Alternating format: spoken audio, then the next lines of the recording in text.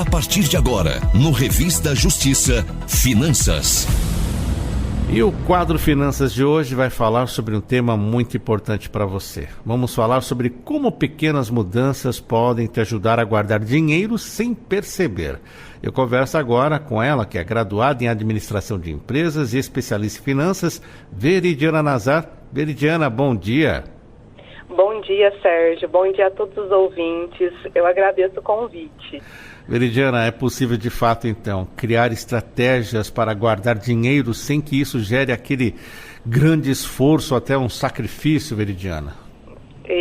Como que pode ser feito, hein, Sérgio? As pessoas hoje, quando falam de guardar dinheiro, acho que passa até aquele arrepio na espinha, porque todo mundo quer poupar dinheiro, quer guardar.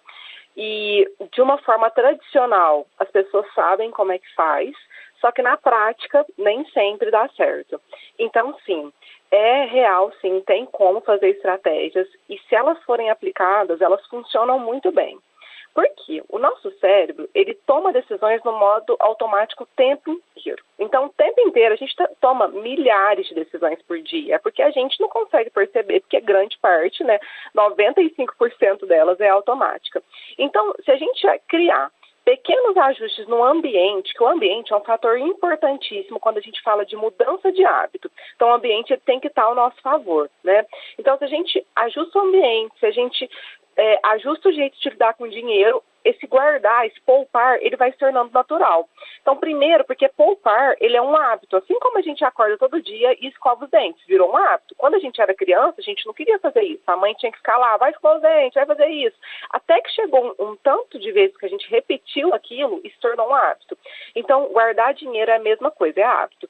Se a gente for fazendo todo mês, toda semana, enfim, na periodicidade que a pessoa achar melhor, isso vai se tornar um hábito. Então, como que eu crio uma estratégia? Vou dar um exemplo. Para não ter tanto sacrifício. Programar um Pix automático para o dia que o salário cai, direto uma conta separada. Então, eu recebo todo o quinto dia útil. Então, coloca lá dia 7, 8, que geralmente dá nessa data. Todo mês eu vou programar esses Pix de R$100 para uma conta separada. Por que separada? Porque o nosso cérebro, ele tem erros aí. No querer fazer tudo automático, ele erra. Então, se a gente deixa o dinheiro disponível, isso tem um nome, chama viés da disponibilidade. Viés é um erro, assim. A gente vai gastar o dinheiro. Então, quando você coloca numa conta separada e quando você automatiza, ou seja, você não tem esforço para ficar, tem que ir lá, tem que abrir o aplicativo, tem que entrar na conta, tem que decidir o tanto que eu tenho que guardar, tem que colocar a senha e mandar para outra conta, tudo isso é esforço para o cérebro, por isso que ele não quer. Então, quando eu crio esse automático e não deixo o dinheiro disponível, nem vê aquele dinheiro, nem sente falta, e quando vê já tem um montante acumulado interessante ao longo dos meses, aplicado, rendendo juros e estando lá, ali disponível para construir algum sonho, para fazer alguma coisa que essa pessoa deseja. Estamos aqui refletindo com tudo isso que você está trazendo para nós, Veridiana, e pergunto para você, por que na prática as pessoas encontram tanta facilidade para gastar e tanta dificuldade para economizar? Nossa, gente, realmente, para gastar, a gente faz assim, rapidamente, E por que eu falar, gente? Porque isso é do cérebro humano. Às vezes a gente aprendeu que guardar dinheiro é racional, que organizar dinheiro, lidar com dinheiro é racional. Olha, não, você tem que fazer isso, você tem que guardar seu dinheiro, você não pode gastar mais do que você ganha. Só que pouquíssimas pessoas já nasceram com esse chip, vamos falar assim, do racional. E a grande maioria não. E aí vem essa dificuldade de economizar, de lidar com o dinheiro. Então, o nosso ambiente, Sérgio, ele é desenhado para gastar. Abre o celular, tem promoção. Abre o Instagram, o Facebook, qualquer plataforma, abre o Google, tem promoção. Se a gente pensar agora com essa questão de algoritmo, se a gente pensa em alguma coisa, parece que o algoritmo já sabe e aquilo fica aparecendo pra gente o tempo todo. Aí vem cupom de desconto, notificação dos aplicativos de compra, toda hora fica gritando lá, que tem uma promoção, alguma coisa. Então, gastar é muito fácil, porque o ambiente, ele tá ali, ele foi construído justamente por isso, para isso, porque o mercado, o marketing, ele estuda o quê? Comportamento humano. Então, o que ele faz? Não, deixa eu entender como é que essas pessoas funcionam e vamos usar isso ao favor da compra, no caso deles, da venda. Então, como que acontece? A facilidade para gastar é muito maior, porque quando eu gasto, aparece lá um parabéns que eu comprei tal coisa. Quando eu poupo, aparece? Não tem isso, não tem estímulos para poupança.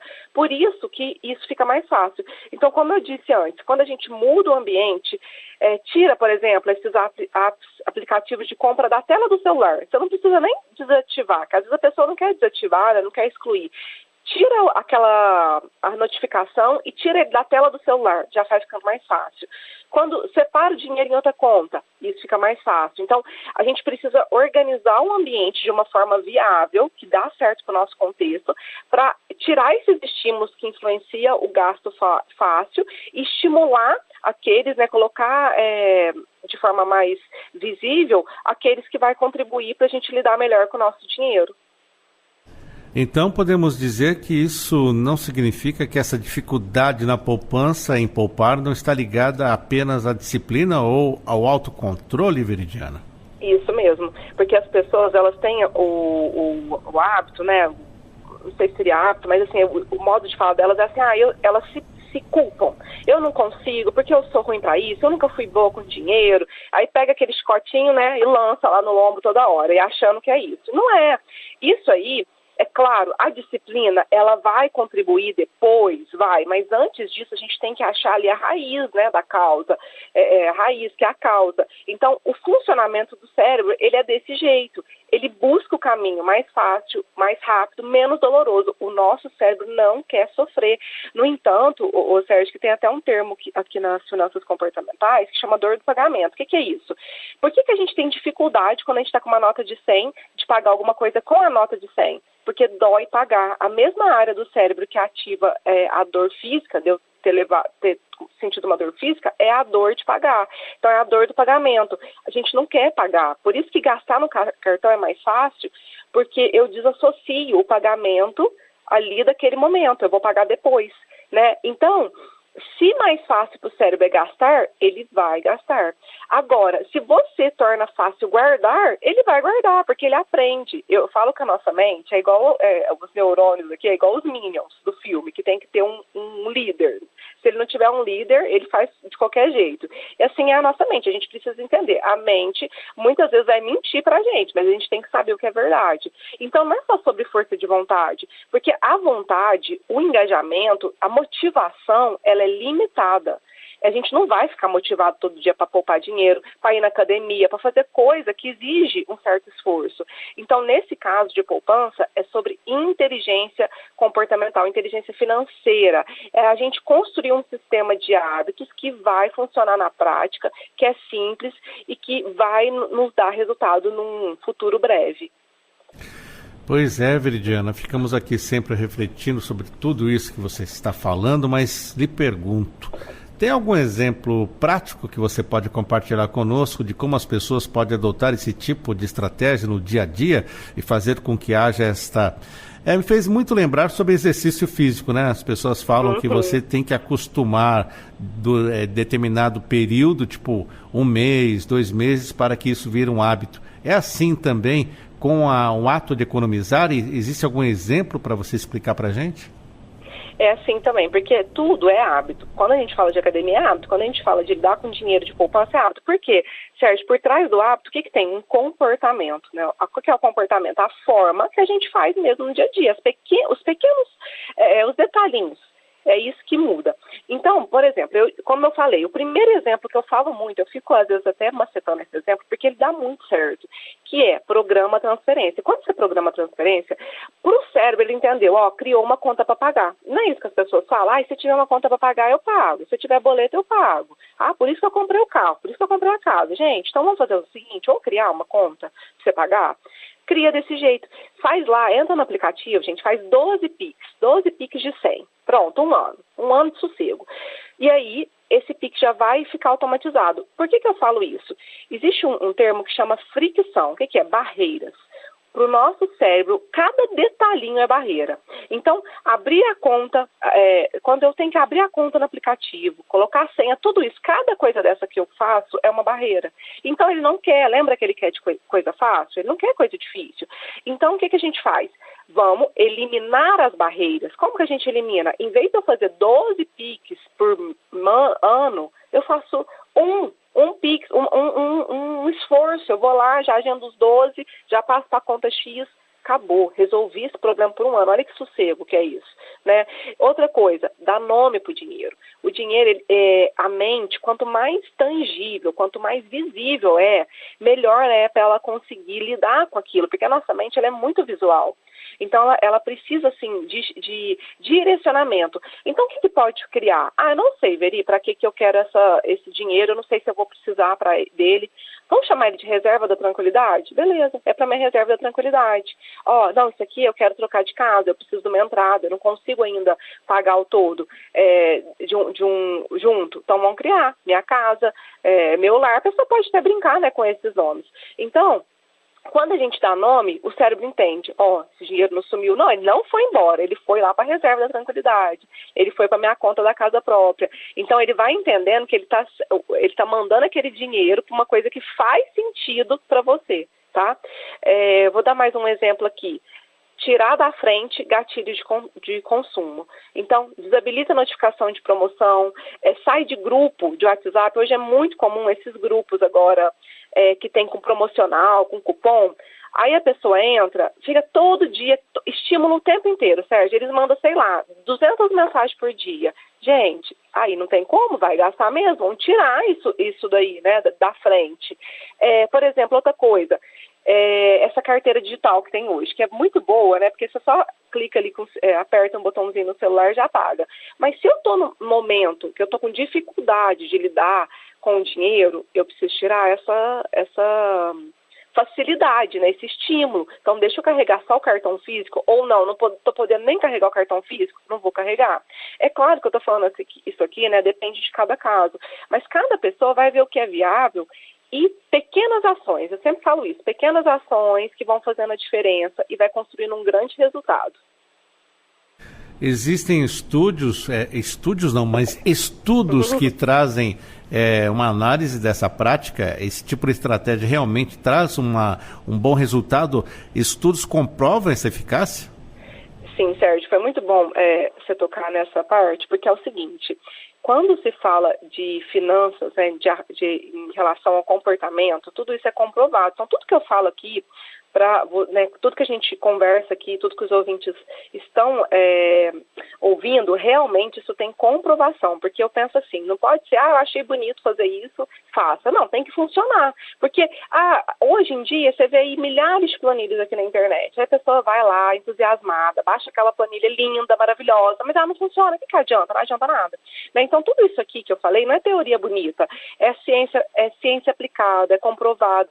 E, inclusive, Sérgio, muitas empresas, aplicativos e até políticas públicas em outros países usa disso daqui, né? Esse conceito que eu falei de organizar o ambiente, vamos ajeitar aqui para ficar mais fácil, ele é chamado de arquitetura de escolhas. E qual que é a ideia? Se muda o ambiente, muda o comportamento. Fica mais fácil, fica, né, uma coisa assim, você fica mais motivado, estimula melhor você a fazer, né? Então, vamos pensar assim, para ficar mais fácil as pessoas entenderem esse termo. Sabe quando a gente vai no mercado e a gente percebe que os doces estão tudo ali no caixa te olhando? A gente está lá esperando na fila e aquele chocolatinho olhando. Não é coincidência, não é porque eles acharam, é bonito colocar o doce aqui. Não, é uma escolha pensada para que a gente acabe pegando, mesmo sem ter planejado. Por que tudo que é brinquedo de criança não fica nas prateleiras altas? Porque a criança é pequenininha, tem que ficar na visão dela. Então, coloca-se assim, porque a criança vai ver, ela vai querer, ela vai pedir para o pai e a grande maioria vai dar. Então, essa arquitetura de escolhas funcionando para a gente gastar. Mas olha que interessante, a gente pode usar a arquitetura de escolhas ao nosso favor, para o nosso bem e para facilitar que a gente escolha de forma inteligente com o nosso dinheiro. Então, se o dinheiro fica na conta corrente, está fácil, está visível, vamos pensar que ele está ali na prateleira, vamos pegar a qualquer momento. É fácil de gastar. Agora, se eu tiro ele de lá, deixo só o dinheiro para eu gastar do mês, vai ficar mais fácil. Então, assim, vai funcionar sim, porque o cérebro adora o caminho mais fácil. Então, se a gente organizar dessa forma, como eu disse, de uma forma como é funcional na sua vida, né? Cada um vai ver o que dá para aplicar. Essas pequenas mudanças no ambiente, ela vai transformando o comportamento financeiro sem sofrimento, sem controle rígido e sem precisar ficar lá o neurótico da planilha. Gastei R$1, tem que marcar. Não é dessa forma. E Veridiana, já ouvi aqui uma prática que uma pessoa faz. Ele deixa o dinheiro na conta corrente, vai lá o título de capitalização e desconta. O que você acha disso? Eu penso que, inicialmente, assim, para quem está começando, o título de capitalização ele é ótimo, porque ele é uma conta para pagar mesmo, né? Então, já debita automático. Mas esse mecanismo que eu dei, que a pessoa pode agendar os PIX e já fazer um investimento, ele funciona também. E qual que é a diferença de um do outro? O investimento que é feito pela gente, com uma escolha que a gente analisou aquilo, Sérgio, ele vai render mais. A gente pode ver que os títulos de capitalização não rendem praticamente nada. Né? Tem título que rende, nossa senhora, 0,0 não sei quantos %.